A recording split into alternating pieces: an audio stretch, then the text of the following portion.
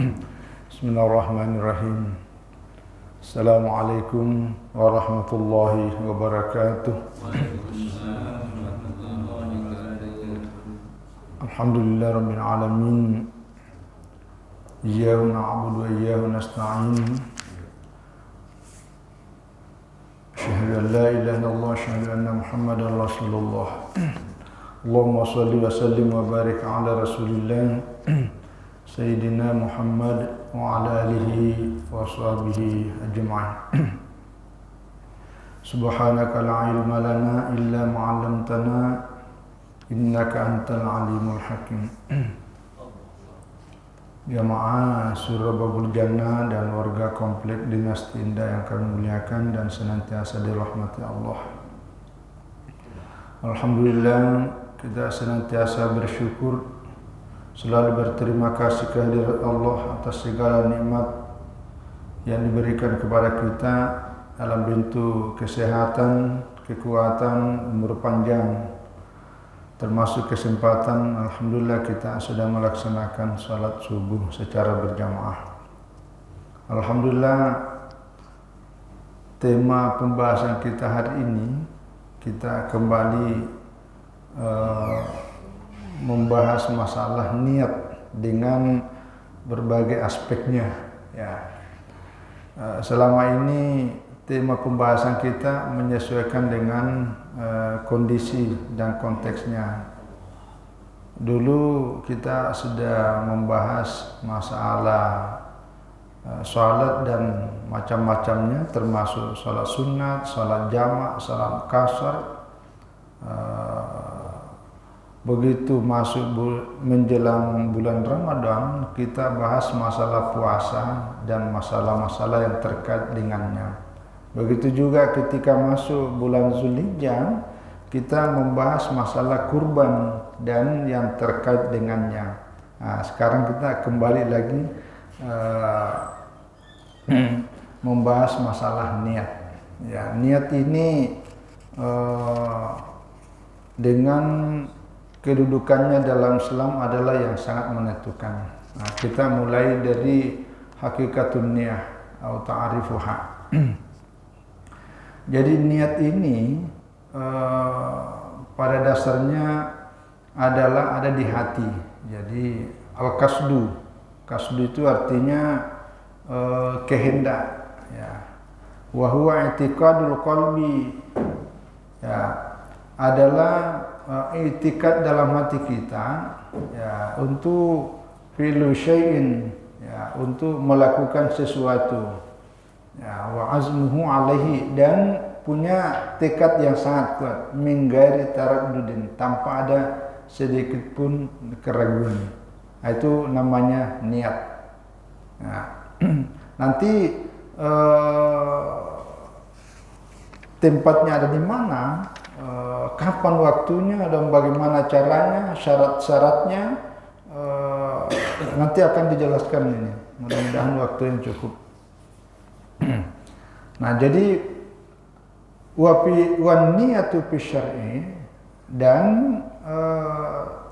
menurut syariat dalam Islam, yang namanya niat adalah azamun qalbiyun ala amalin fardiyan aw ghairihi. Jadi yang namanya niat dalam pandangan agama adalah azamun qalbiyun. Azam itu artinya kita bahasa Indonesiakan dalam pengertian tekad yang kuat. Karena kehendak hati ini macam-macam. Ini ada 5 tingkatan kehendak hati di sini. Tapi kita yang sederhana saja. Jadi ada namanya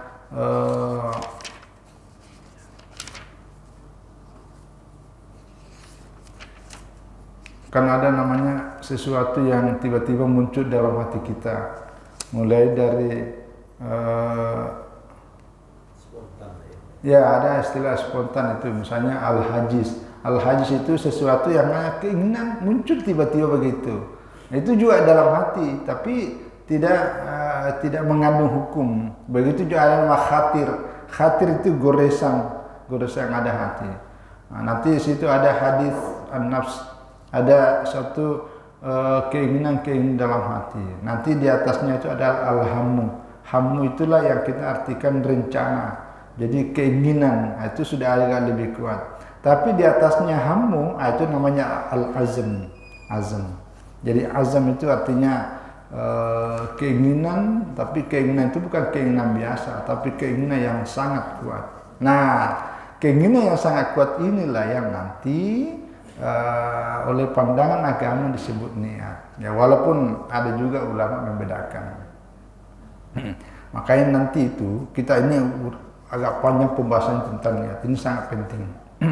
Karena kalau kita nanti mulai berniat, misalnya contoh ya dalam salat, tapi ketika tidak berbarengan kita niat tapi belum melakukan, itu bukan niat, itu namanya azam. Azam itu artinya sesuatu yang kita inginkan, yang sesuatu belum terjadi. Tapi kalau niat antara kehendak dalam hati dengan perbuatan ibadah itu berbarengan, nah, itu namanya niat. Maka hati-hati nanti ketika takbiratul ihram, ini akan dibahas di sini. Nah, kecuali dalam beberapa hal, ya nanti ada pengecualian di sini.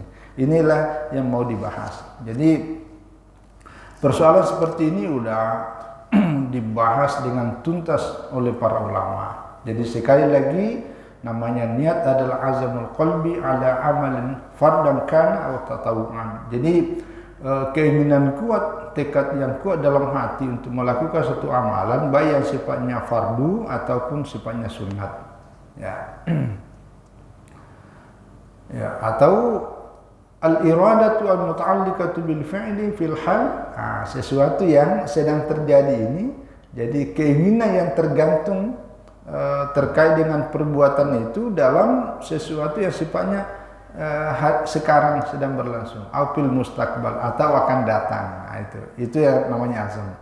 Jadi memang di sini ada ulama membedakan, tapi pada umumnya ulama mengartikan dalam satu pengertian bahwa yang namanya niat adalah azam. Nah, keinginan yang kuat, tapi pelaksanaannya ada yang berbarengan, ada juga yang hanya sedikit, boleh tidak berbarengan tapi waktunya sangat sedikit. Nah, jadi niat ini ya wa dzalikal fi'lu muta'alliqun al-ahkam asy-syar'iyyah at-taklifiyah minal ijab wa tahrim. Jadi niat ini dalam kaitannya perbuatan yang terkait dengan hukum-hukum syariah at-taklifiyah, hukum-hukum syariah yang sudah menjadi beban, ya, tugas bagi kita seorang muslim, minal ijabi, masalah wajib, masalah haram, masalah sunat, masalah makruh, dan masalah-masalah yang mubah di dalam agama kita. Jadi nanti ini ya, hal-hal yang terkait dengan niat, apabila tidak ada niatnya maka tidak dikategorikan ibadah. Nah, kecuali ini. Wa amma idza kana al-fi'lu min al-af'alil 'adiyah, kalau perbuatan-perbuatan yang terkait dengan kebiasaan, kalau ini kan ibadah tadi ya. Jadi niat kaitannya dengan ibadah.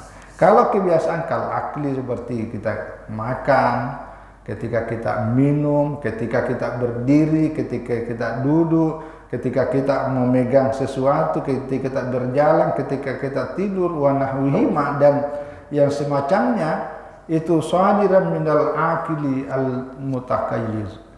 Ya, biduni niyatin.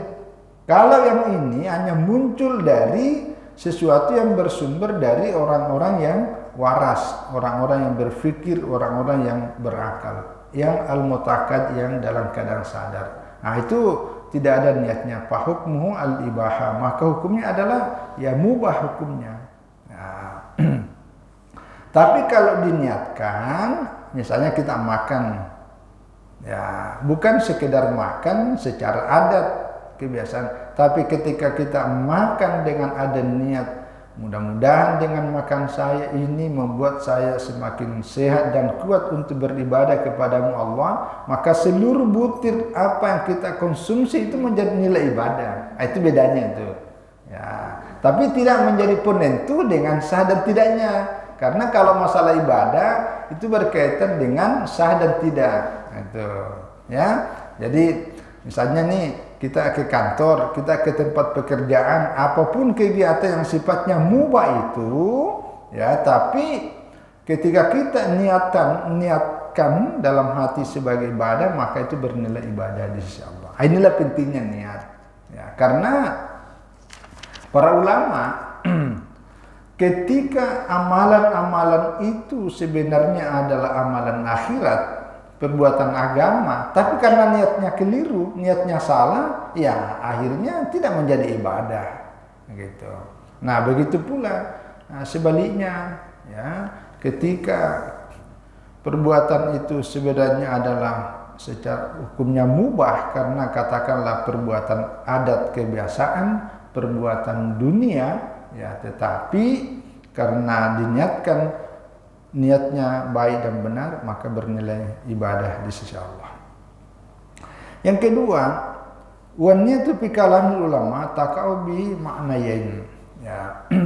Dalam pandangan para ulama, kenapa niat ini menjadi penting, menjadi pembahasan yang sangat pokok? Karena pertama, tamyizul ibadati ba'duha am ba'din. Karena dengan niat ini kita bisa bedakan, ya, antara satu ibadah dengan ibadah yang lain. Kata mizi salati zuhri min salatil asr, masalan. Misalnya salat asar dengan salat zuhur, kalau tidak ada niatnya, gimana membedakannya? Karena pelaksanaannya dari segi tata caranya sama-sama tidak dikeraskan bacaannya, rakaatnya sama, bacaannya juga bisa sama. Maka untuk membedakan, maka itulah diperlukan niat.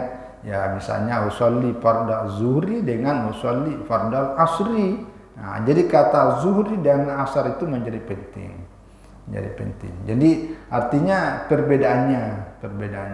Begitu juga wa tamyizur Ramadan min syiyami ghairihi. Bagaimana membedakan antara puasa yang wajib, puasa Ramadan dengan puasa sunat? Karena sama-sama tidak bisa diukur, dilihat. Maka yang membedakan itu adalah niat. Itu. Begitu juga tamyizul ibadati minal adat, untuk membedakan mana yang sifatnya ibadah dan mana sifatnya adat. Ya, misalnya kata mizi al-ghusli minal janabati min ghusli at-tabarrudi wa ta'zif wa nahwi dzalik. Bagaimana kita membedakan mana mandi wajib, ya, mandi janabah, mandi haid, dengan mandi yang sekedar untuk kesehatan, sekedar untuk supaya ya tubuh kita dalam keadaan segar dan biasa-biasa. Maka yang membedakan semua itu adalah niat. Maka niat mandi junub itu menjadi wajib, sangat penting.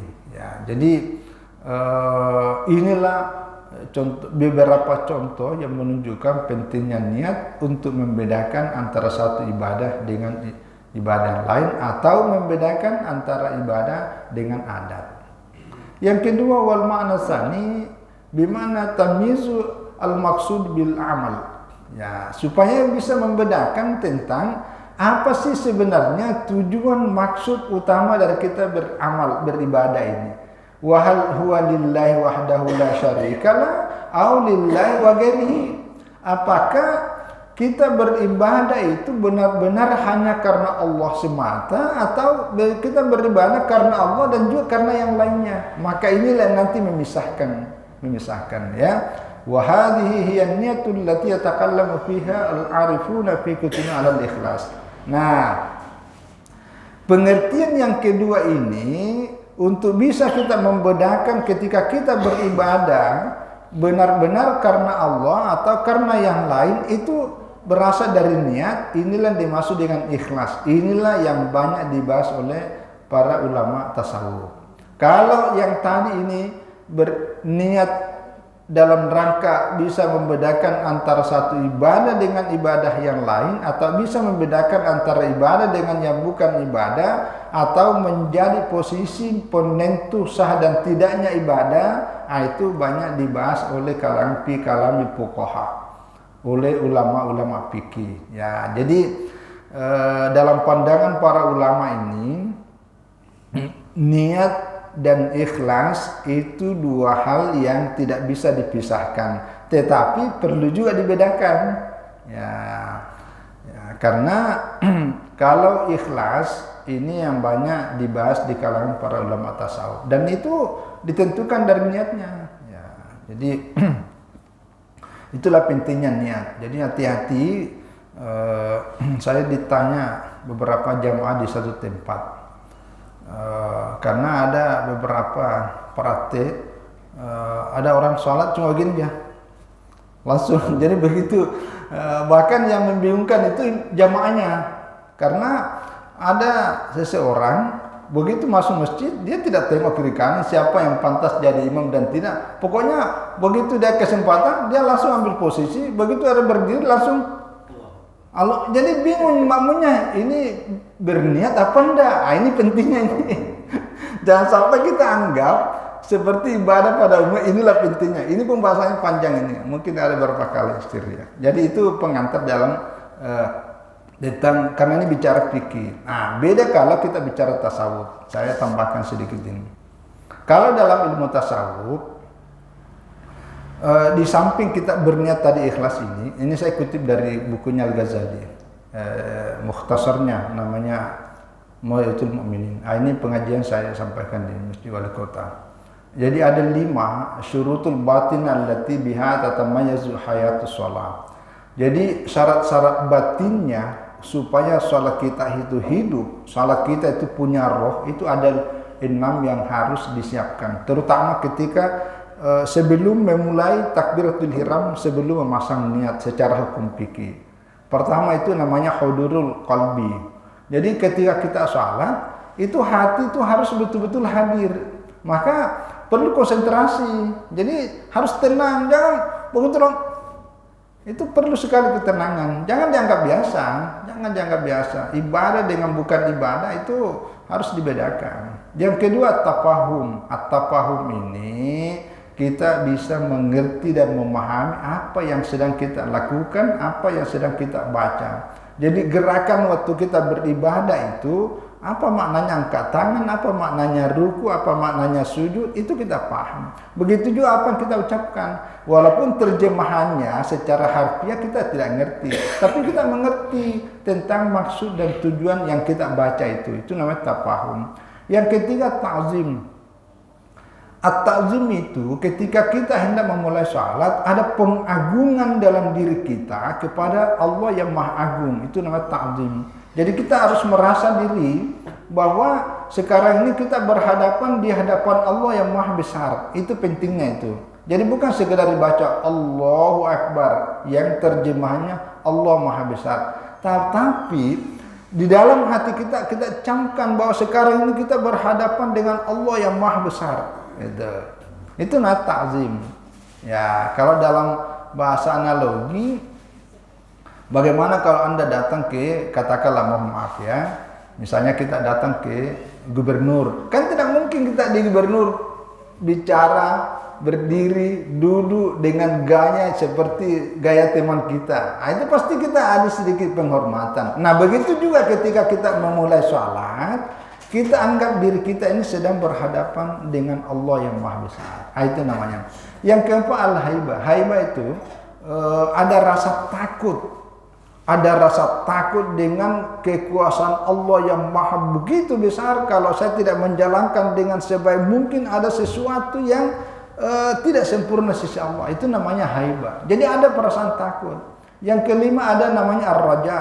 Kalau ar-raja, kita camkan dalam diri kita bahwa kita berhadapan sedang beribadah kepada Allah dengan penuh harapan yang sangat besar. Jadi tidak ada yang kita harap untuk memberikan nilai, memberikan balasan yang terbaik dari seluruh ibadah yang kita lakukan kecuali dengan Allah. Maka dengan spontan kita harus yakin melaksanakan dengan sebaik-baik mungkin. Itu namanya ar-raja. Nah, baru yang keenam al-haya. Halaya itu perasaan malu.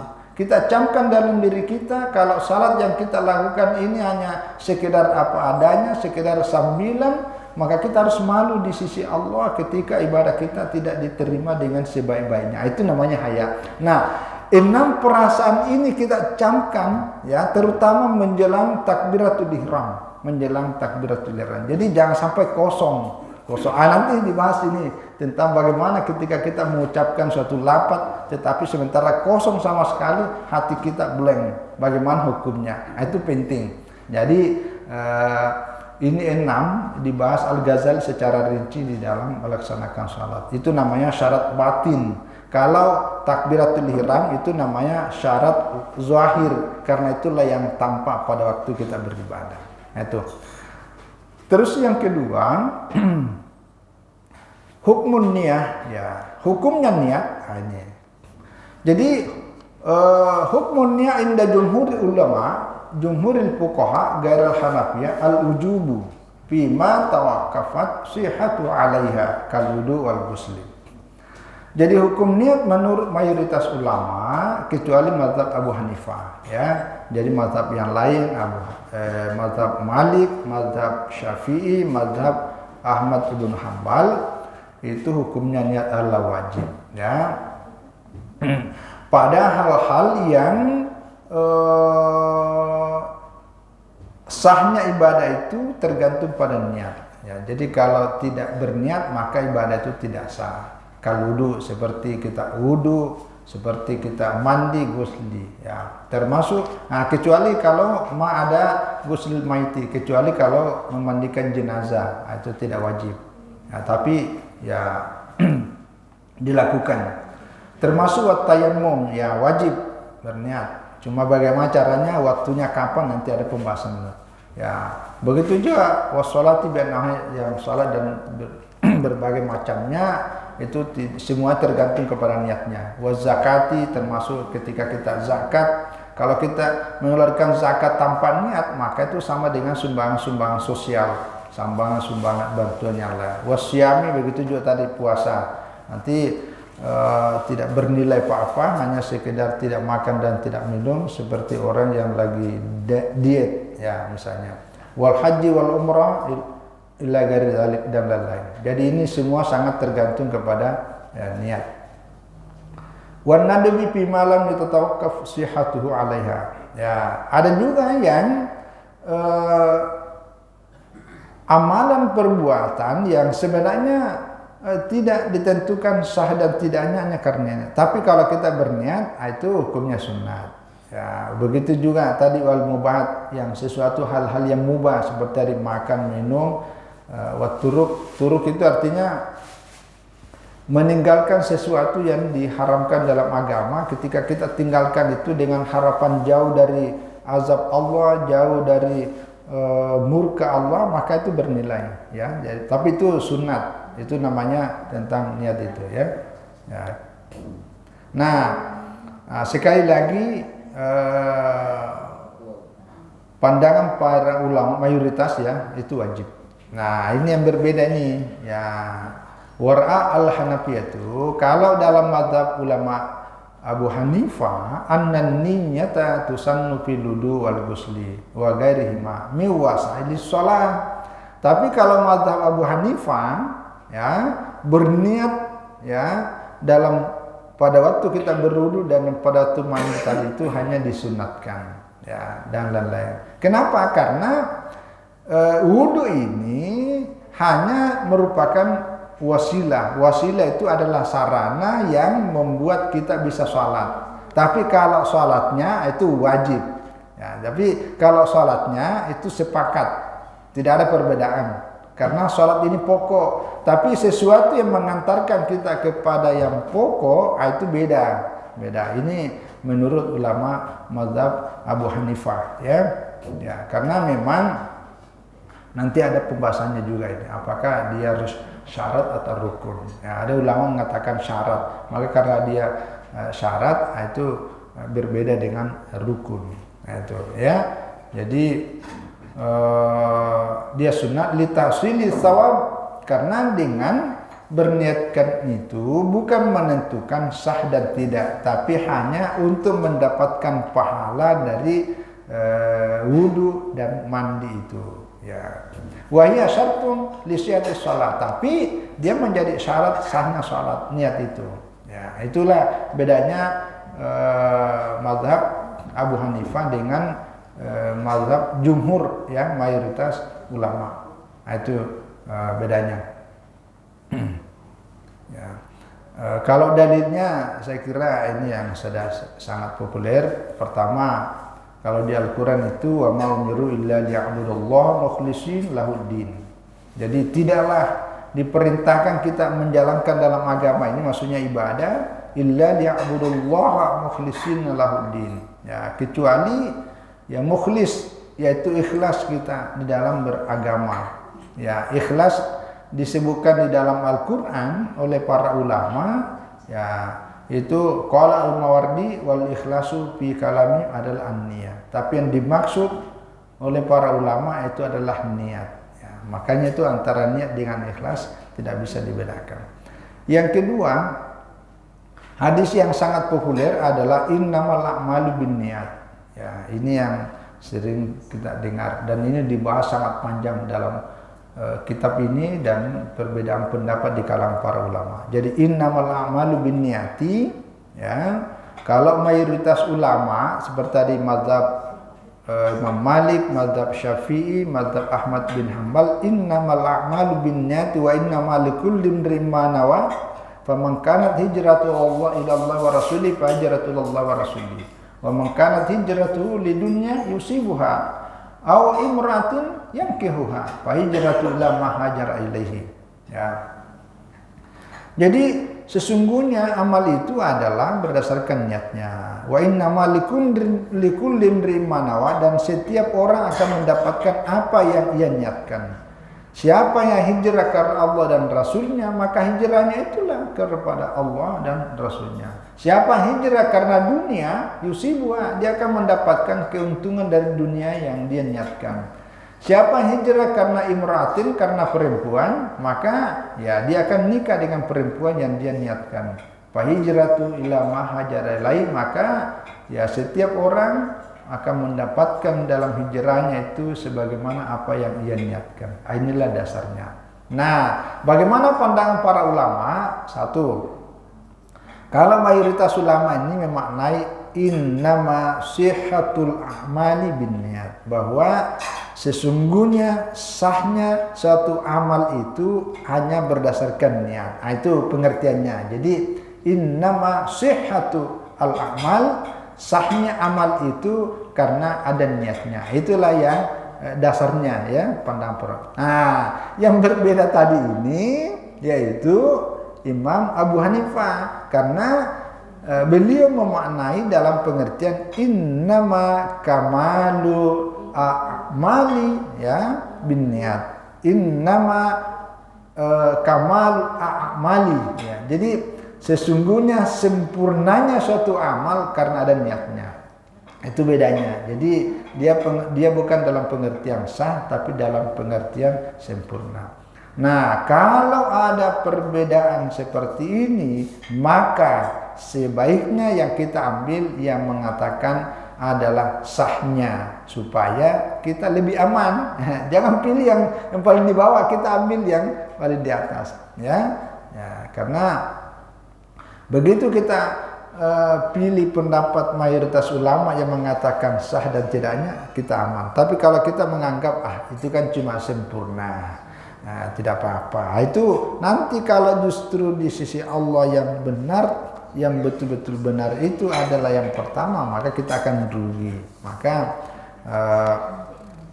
kita ambil yang mengatakan kedudukan niat adalah sebagai wajib menentukan sah dan tidaknya suatu ibadah. Itu, ya. Nah, kalau misalnya ada yang kebetulan lupa dan seterusnya, maka itu bisa berlaku pada hukum yang kedua. Nah, itu supaya kita berada pada titik yang tetap dalam koridor sebagaimana hukum-hukum agama. Nah, itu.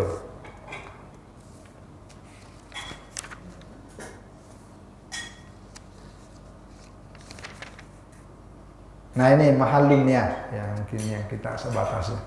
Ya. Yang ketiga ini adalah mahallun niyah, ya. Jadi mahallun niyah ini artinya tempatnya niat, ya. Bittifaqil fuqaha, sepakat para ulama, ya, adalah al-qalbu wujuban, yaitu ada di hati, itu wajib. Ya, jadi itu sepakat, tidak ada perbedaan itu. Wala takfi bil lisani qat'an. Nah, jadi niat itu tidak cukup hanya diucapkan, ya, tidak cukup. Ya, hanya diucapkan saya berniat, tapi hatinya tidak ngapa-ngapain. Nah, itu belum memadai, belum dianggap ibadah. Tapi wala yustaratu at-talaffuz biha qat'an. Tapi tidak menjadi syarat bahwa niat itu harus dilafadzkan. Nah, itu penting ya. Jadi tidak disyaratkan. Nah, jadi jangan sampai dianggap, tidak sah. Kenapa? Saya tidak dengar Anda bilang nawaitu. Saya tidak dengar Anda bilang usolli. Itu tidak sah. Bukan. Karena itu tidak menjadi syarat.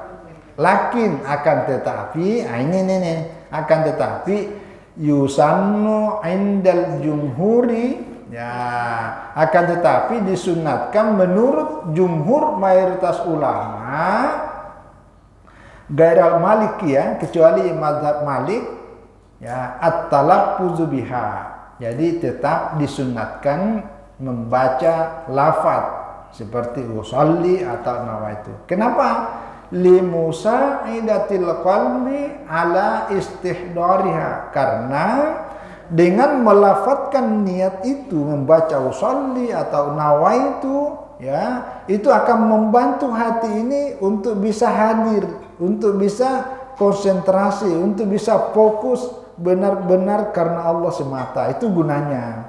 Ya, liyakuna natku aunan alat tadzakkuri. Karena dengan mengucapkan di mulut ini, ya, itu akan membantu untuk bisa ingat. Nah, itu ya, itu. Jadi bukan dalam kapasitas begini, kan seringkali ya, mohon maaf lah, kalau tidak membaca kitab-kitab fikih seperti ini, itu kan tidak ada hadisnya, tidak ada ayatnya, tidak ada hadisnya. Memang ini 4 mazhab semua ahli hadis dan tidak ada mengatakan ada hadisnya bahwa kita harus melafadzkan, bukan. Tetapi ada namanya ilatnya. Apa ilatnya? Tujuannya kenapa disunatkan? Karena itu tadi membantu hadirnya hati bisa fokus dan konsentrasi untuk benar-benar ibadah itu kita karena Allah. Itu. Jadi hati bisa fokus karena membaca. Kalau ada orang yang tanpa membaca pun hatinya langsung connect, itu ya bisa tidak dibaca. Makanya jangan heran kalau para ulama-ulama terdahulu tertentu itu dia tidak perlu menggerak-gerakkan mulutnya karena hatinya langsung connect. Ya. Tapi kalau macam kita ini orang awam biasa-biasa, connect pun juga kadang-kadang ada berulang-ulang. Allah, nggak jadi lagi. Waktu ada lagi diulang, Allah, belum jadi lagi karena belum connect. Ada tuh yang berulang. Tapi usahakan jangan begitu, jangan. Jadi tidak bagus juga terlalu lama. Maka nanti ini ada kaidahnya nih, supaya tidak repot cukup 3, ya, cukup 3. Nanti ada yang harus ada dalam niat itu, Jadi ya kalau belum pas boneka itu diulangi lagi. Jangan sampai apalagi kalau imam, waduh, makmumnya itu kelamaan menunggu. Nah, itu. Jadi jangan. Jadi itu intinya ya.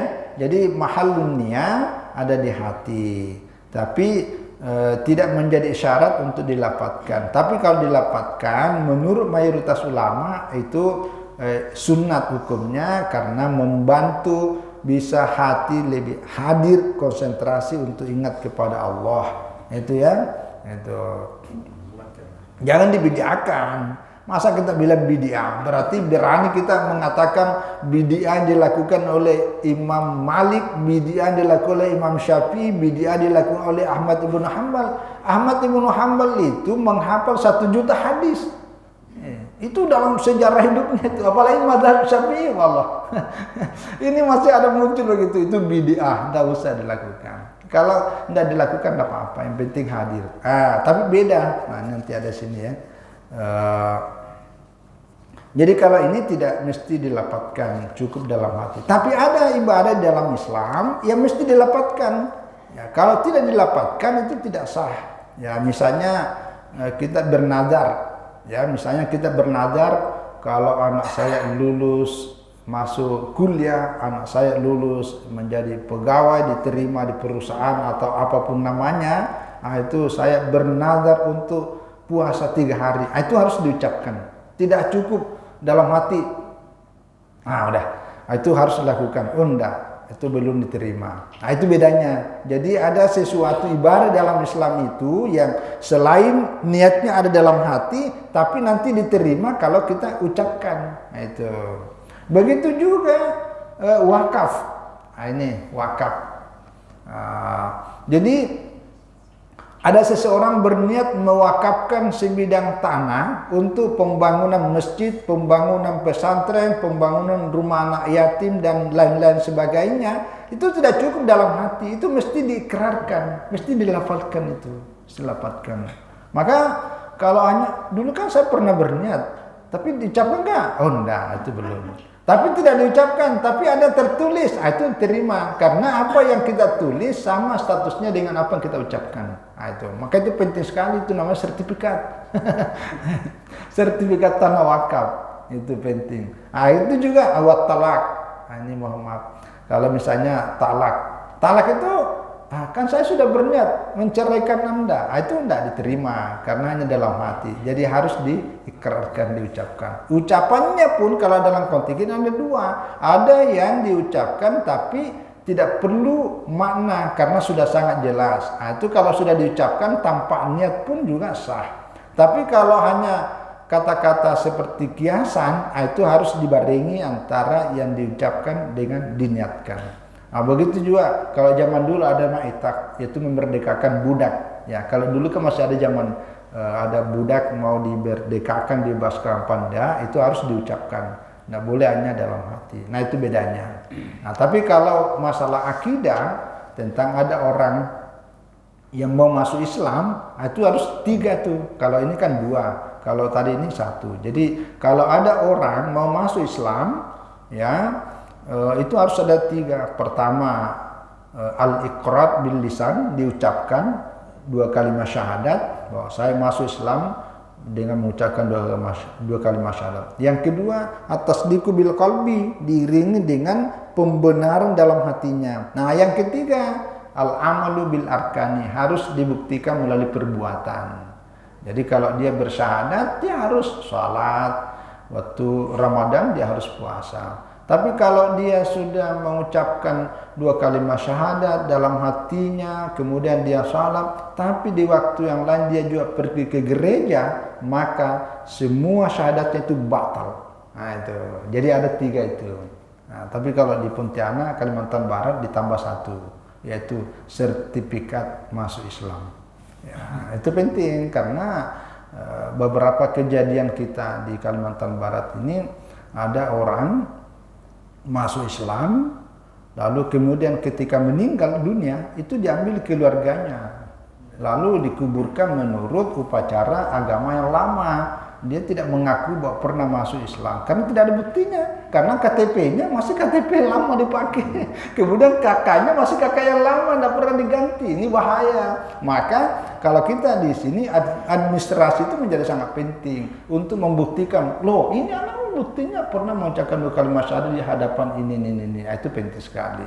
Ya, jadi administrasi itu tidak boleh kita abaikan karena konsekuensinya banyak berkaitan dengan persoalan-persoalan. Apalagi kalau nanti ada anaknya, ada harta warisannya, itu kan macam-macam. Itu banyak konsekuensi. Nah, sekali lagi karena kita dibatasi waktu, inilah pentingnya niat bisa merubah segalanya yang sifatnya adat bisa menjadi ibadah. Sesuatu yang pada dasarnya ibadah karena niatnya salah, niatnya riya, niatnya bukan karena itu, maka tidak bernilai ibadah. Begitu juga yang lain, ada yang perlu niat dalam hati tapi dibarengi dengan lafaz, ya. Ada juga yang harus dibarengi dengan lafaz, ada juga yang dibarengi dengan perbuatan, 3-tiganya dan seterusnya. Ini baru mahallu an-niyah, ya. Nanti yang berikutnya ini panjang nanti. Ada zamanun niyah, tempat-tempatnya, waktunya kita berniat. Terutama masalah ibadah ini penting sekali karena nanti niatnya ketika kita sholat, cara berniatnya dengan ketika kita puasa itu waktu niatnya itu beda. Termasuk ketika kita kemarin berkurban itu tempatnya berniat itu berbeda dengan lain. Karena pada prinsipnya niat itu berbarengan. Tapi ada beberapa ibadah yang tidak berbarengan. Bagaimana cara berniatnya ini akan dijelaskan nanti. Saya kira ini karena dibatasi oleh waktu, insya Allah dalam beberapa seri kita masih tetap membahas niat, sesuatu hal yang sangat urgen, yang prinsip dalam agama kita, karena sekali lagi itu hadisnya innamal a'malu binniyat. Terima kasih atas semua perhatiannya, mohon maaf atas semua kekurangan. Kepada Allah Subhanahu wa taala kita senantiasa bermunajat, memohon bantuan inayah. Semoga kita senantiasa ditata hati dan pikiran kita sehingga amal ibadah yang kita lakukan selalu sesuai dengan koridor dan bisa diterima dengan sebaiknya. Wallahu a'lam bishawab. Wassalamualaikum warahmatullahi wabarakatuh.